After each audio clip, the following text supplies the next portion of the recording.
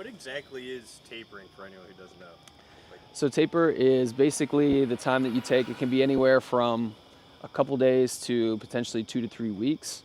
I'm taking 2 weeks leading into Chicago. I like to describe it as kind of like a slingshot. So we're pulling back on volume, we're pulling back a little bit on intensity. We want to keep the intensity high, but we want to pull back pretty aggressively on the volume to allow the body to adapt and to recover. We want it to take in all the fitness that we've been pushing and building over the last couple months and give the body a full reset going into the race. And for me, that's 2 weeks. For other people, professional runners, sometimes they don't do any tapering. Sometimes it's 4 days, can be a week, just depends on the nature of the run.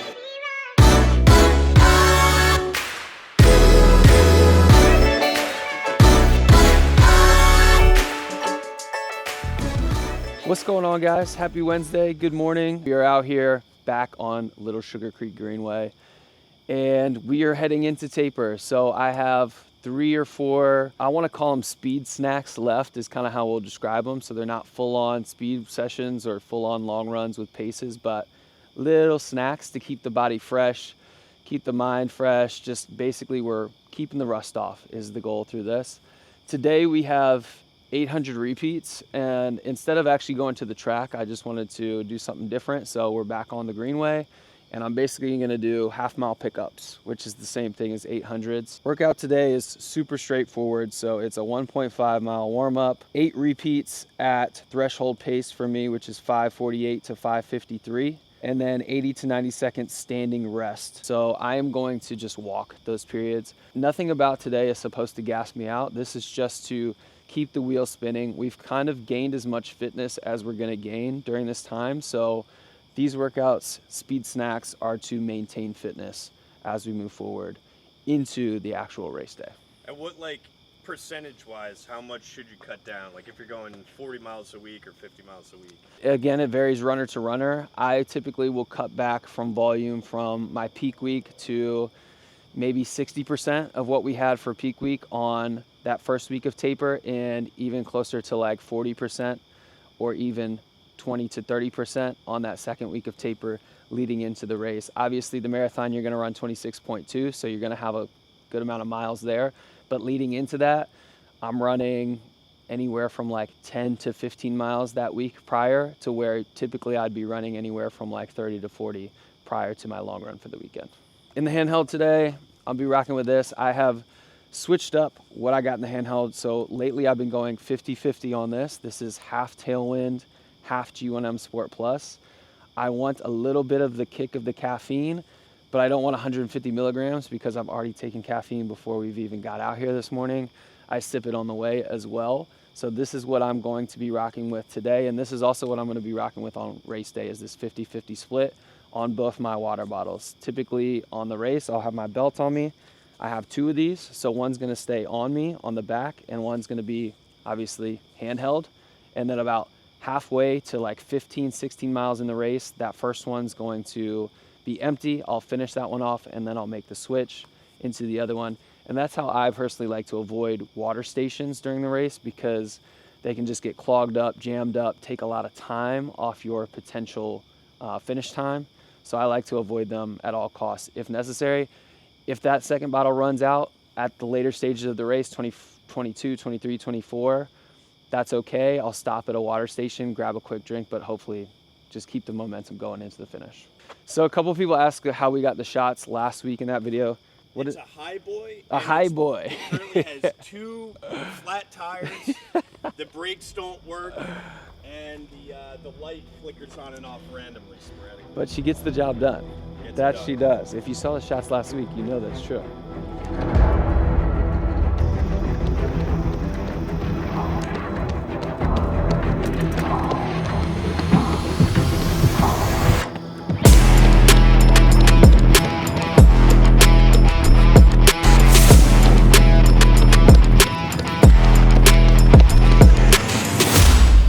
Seconds rest. Round 2.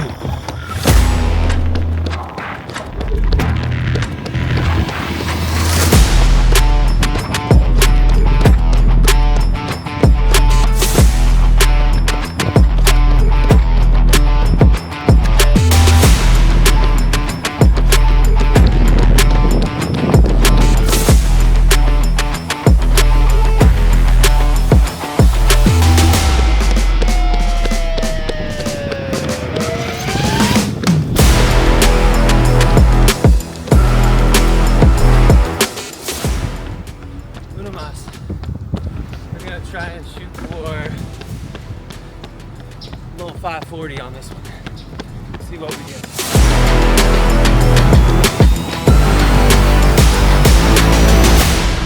530.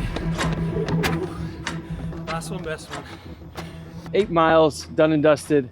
That felt really short compared to what we usually do on Wednesdays. About 4 or 5 miles shorter. But again, these aren't to tax me too much. This is just to keep the wheel spinning.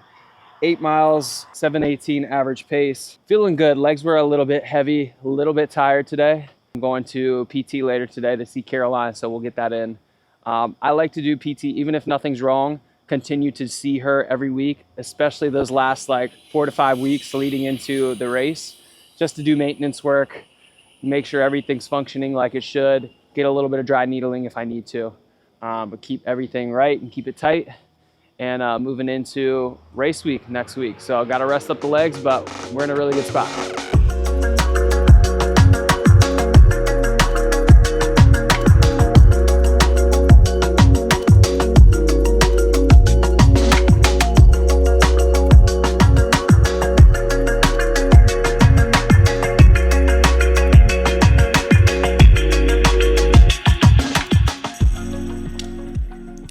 What's up, gang? It is Saturday. I think I've only shot on Wednesday this week. Good amount to get you guys updated on. Wednesday, obviously you saw, went phenomenally. Went and got PT. Thursday, got a lift in, did not get any miles in, did a little bit of Stairmaster. Yesterday, I did a big core workout at the gym before Run Club, got 4.5 miles at Run Club. And today I have 10 more miles in my last double-digit long run before the race next weekend. We are 8 days out at this point. Feels pretty surreal. Let's take a look at the workout and what we got going on. And I cannot tell you how excited I am just to do like an easy 10 today. I haven't done an easy run, long easy run in quite some time. So something about just going long but keeping it relatively easy has always been a lot of fun for me. I love those long runs, but I haven't done one in a long time. So today is 10 easy with 4 by 1 minute pickups to goal marathon pace. So basically how I'm going to approach that is probably get 5, 6, 7, even 8 miles, and then try and get 1 minute on at goal marathon pace, 1 minute off, 1 minute on, 4 times through. I always like to do it on the back half of my runs if I'm doing something like this, just so I can get warmed up and I can get the blood flowing before I start to pick it up. What I'm really trying to do this week is accumulate and absorb all the fitness from the last couple weeks of going balls to the wall, going really, really hard. And we're dialing back, but we're keeping a good bit of intensity. We're not keeping the same intensity because I need to recover, but we do want to keep a good amount of intensity. And I think that's a mistake that people oftentimes do when they get into taper. They hit their last big long run and then they pull back on volume and they pull back on intensity. And that's not necessarily the case. This is a person by person basis, but I think generally speaking, pulling back on volume, definitely good, definitely something you want to do. But then keeping the intensity relatively high is important to make sure you don't start to get rusty through that last 2-week period process before your race. I have one more final tune-up next week, I think on Tuesday, and then I'm pretty much home free until the shakeout. So basically today for me is all about just seeing how the body feels. There's nothing that I need to do. There's no pace that I need to hit besides those 4. So it feels good to go into a run with really no pressure whatsoever. Just go get some miles and keep the body in tune. I am trying to get an extra hour of sleep pretty much every day this week. I haven't done a good job this week. Next week, I'm really going to try and dial in. And I'm usually a 5 a.m. guy. Next week, I'm going to be a 6 a.m. guy or even a 6:30 a.m. guy just to get that extra hour, because it does make a difference once you're able to accumulate it a little bit. I'm going to sip my coffee here, feed the dogs. We'll get going here shortly and get these 10 in. I got a fun little route plan, so I'm excited. Let's do it. All right, guys, it's 6:15, like 50 degrees. Anything under 60, your boy's rocking a sweatshirt. So I'm gonna probably just wear this sweatshirt for the full 10 miles, to be honest.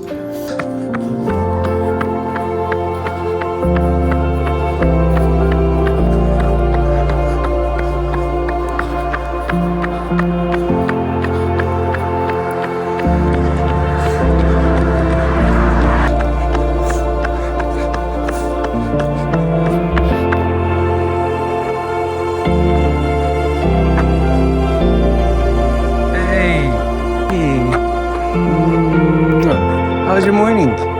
Good? Found it.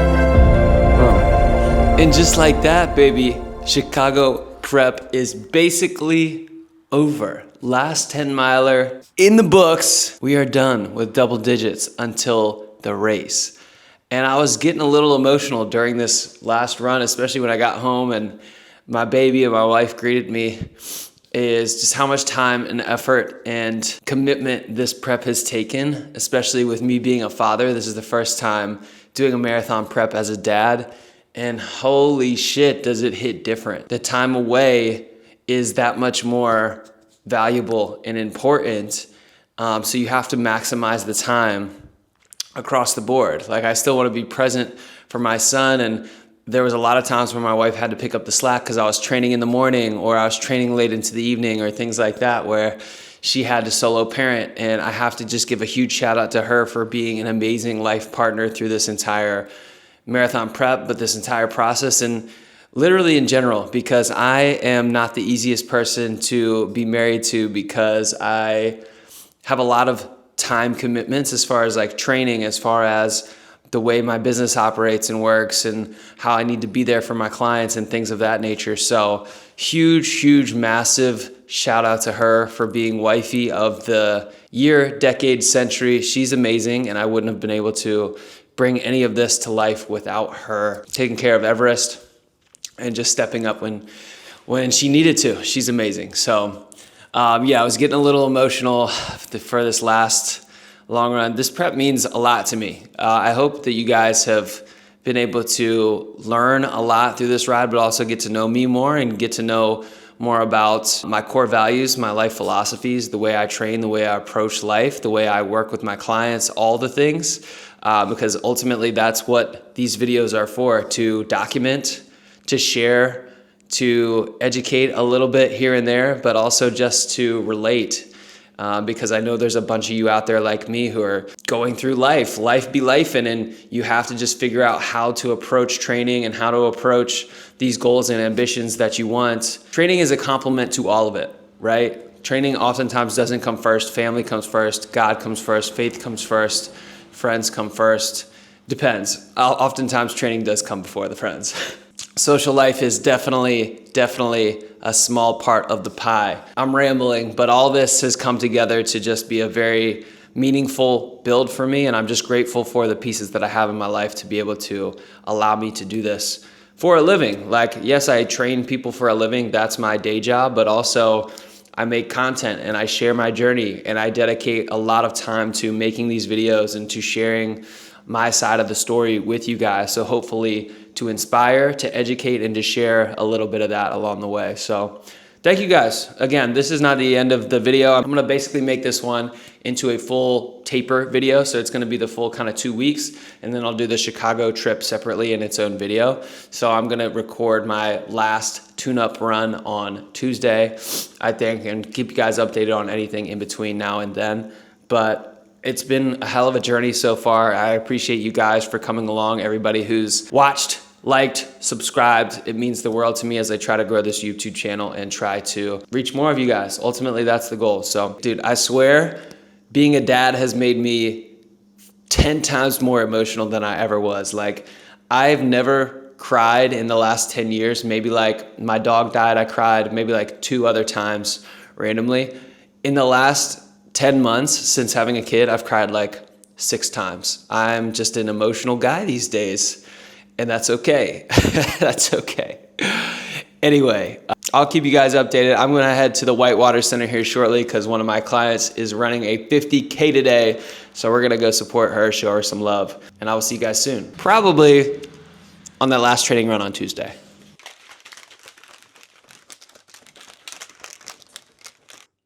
Oh, not good after brushing the teeth, not good.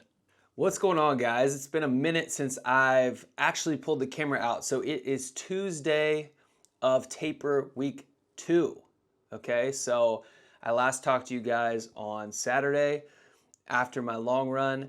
It is now Tuesday. I grabbed 4 easy miles yesterday on Monday. I got 6 miles today, 2 of which are at gold marathon pace. This is my final tune-up, okay? Final tune-up before we head out for Chicago this weekend. I wanna set the scene a little bit for you guys, so I'm taking my pre-workout, getting ready to go on my last long run, but I wanted to reflect a little bit on this last block because this will be the last video before we actually run the race in Chicago. And I wanted to look back and talk through the build because it was not what I wanted it to be. It was not traditional for me. I didn't get to my peak mileage where I wanted to go. I'm totally okay with that. You know, I got sidelined with the injury, which was unfortunate, but we worked through that. You literally saw me build back up after everything was just going to shit to where I was able to kind of bounce back and now hopefully found a groove right before the actual marathon. But I wanted to pull up my Strava progress the last 4-ish months and look at the mileage and break down with you guys what that's looked like. So if you look at that chart, that is actually kind of absurd. If you looked at that, you would have no idea that I'm going into the marathon. It's confusing. There's a huge drop off about halfway through. Obviously, we'll talk through that. I will preface all of this and say my goal for this prep was to hit about 80 and peak there on mileage, okay? I wanted to work up even, high 70s, low 80s, something like that. It did not work that way. And I also now know this about my body. Like, I had an inkling before this, but now I know this for sure. Like, my body does not handle big mileage weeks very well. I hit a couple 100-mile weeks last year in 2024 and it destroyed me. Like, my recovery was absolute dog shit on the backside of that because my body just doesn't handle big mileage like that well. I think probably the biggest contributing factor to that is I'm a little bit of a bigger guy. I'm 185. I carry a decent amount of muscle on me. So it's a little bit more ground and pound. It's a little bit more grueling than maybe it is for somebody who is 10 to 20 to 30 pounds lighter than me running that kind of mileage. So in the future, could I run that type of mileage? Yes, but I think I'd have to drop a significant amount of weight, the majority of that being muscle because I do stay fairly lean. So that's something in the future I'll have to consider if I do want to continue to lower my marathon times is I'll probably have to sacrifice losing a little bit of muscle and additional weight in that regard. So just something to consider. I have never even had that thought cross my mind in the past, but I think where I'm at right now in my fitness journey, I'm like, I've kind of come to that plateau of I've taken it as far as I can go fitness-wise for where my physical stature allows, and so to take it to the next level, which I think I can, but I think I need to make some changes in order to do that. We can discuss that down the road. That's for another video, another conversation, but I wanted to look at this Strava map. So you can see I started this build in July. This week I was not in a build. This was the week before I went into the build. Probably shouldn't have run close to 50 miles the week before entering the build, but I was excited. I wanted to get a step ahead of the actual build and start to get the wheels turning. So I ran 46 that week. I was at the beach. So when you go to the beach, you guys know how it is. You want to get those beach miles in. So I ran 46 that week. First official week of marathon prep, I ran 50. Second week was 52. Third week was 51. Fourth week, 54. Fifth week, 60. Sixth week, 63. Seventh week, 66. And this is where shit started to hit the fan. This is where my posterior tips started acting up. This is where my shins started to go all kinds of crazy on me. My feet started to go numb during my runs at this time. And so we had to significantly back off and we brought it back down. And I was at the beach again this week and only ran twice, 2 4-mile runs, easy, which is kind of crazy in the middle of marathon prep, but Lord, did I need it at that time. So I got 8 miles in. We bounced back with a 40-mile week the following week. And then we peaked again on the back half with right at 60, 59.12. And then really from there, we've gotten a couple big runs in. I've had 2 22-milers.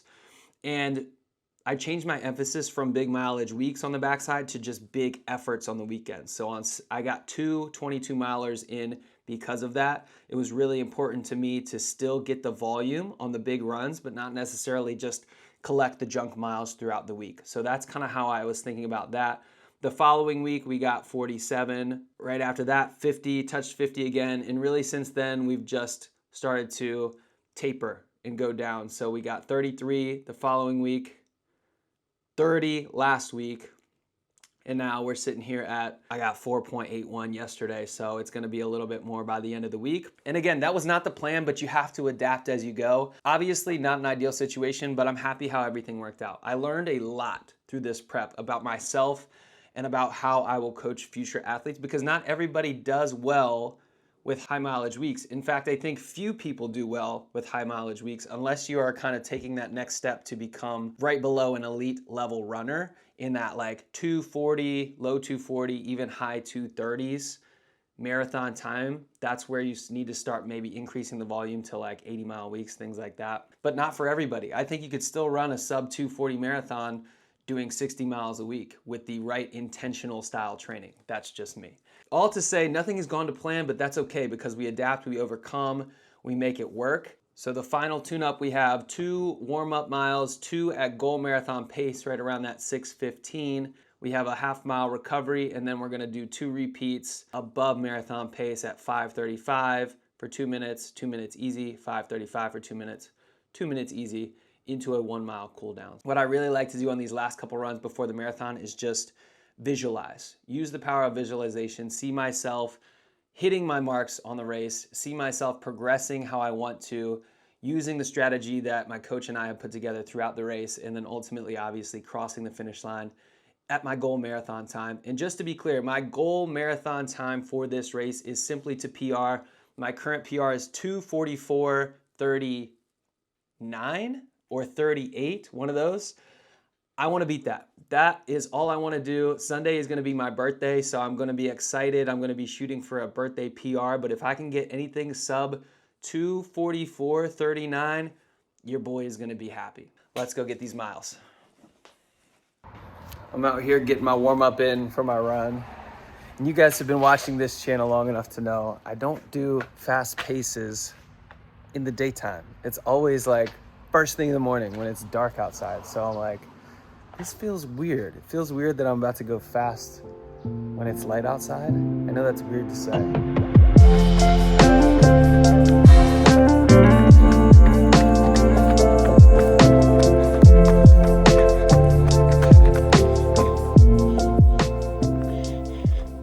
And just like that, baby, we are done. All we got between us and the Chicago Marathon is 4 easy miles on Thursday, 2 to 3 shakeout miles on Saturday. I'm gonna be excited to get up to Illinois and not have a soup-like concoction outside where I'm basically drinking the air. Today was the most humid it's been in a long time here.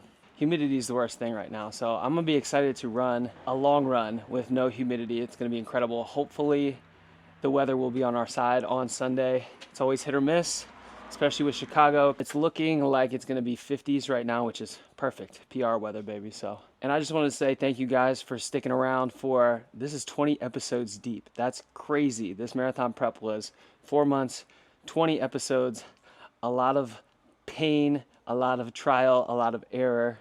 But hey, here we are in the best shape we've been through this whole period, in the vicinity of where we wanna be for this race. So thank you guys for sticking around, man. I'm really excited for what's on the back half of this. I'm gonna have a lot more flexibility to do a lot more different things.